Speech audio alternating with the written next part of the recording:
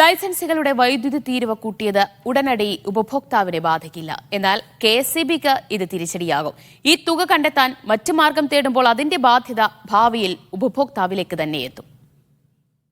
ലൈസൻസുകൾ വിൽക്കുന്ന ഓരോ യൂണിറ്റ് വൈദ്യുതിക്കും നൽകേണ്ട തീരുവ യൂണിറ്റിന് 6 പൈസയിൽ നിന്ന് 10 പൈസയാക്കിയാണ് സർക്കാർ വർദ്ധിപ്പിച്ചത്. ഇതുവഴി 101.41 കോടി രൂപയുടെ അധിക വരുമാനം സർക്കാർ പ്രതീക്ഷിക്കുന്നു. ഏപ്രിൽ 1 മുതൽ ഇത് പ്രാബല്യത്തിൽ വരും. നഷ്ടത്തിൽ പ്രവർത്തിക്കുന്ന KSEBക്ക് ഇത് ഇരട്ടി പ്രഹരമാണ്. കാരണം അധിക വരുമാനമായി സർക്കാർ പ്രതീക്ഷിക്കുന്നതിൽ നിന്ന് 100 കോടി രൂപയും KSEBയാണ് അടക്കേണ്ടി വരിക.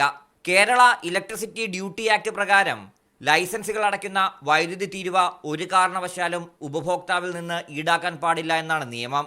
അതായത് താരിഫ് നിർണയത്തിനായി സമർപ്പിക്കുന്ന വരവ് ചെലവ് കണക്കിൽ ലൈസൻസി ഡ്യൂട്ടി ഉൾപ്പെടുത്താനാവില്ല. സ്വാഭാവികമായും ഈ തുക കണ്ടെത്താൻ KSEBക്ക് മറ്റു മാർഗങ്ങൾ തേടേണ്ടി വരും.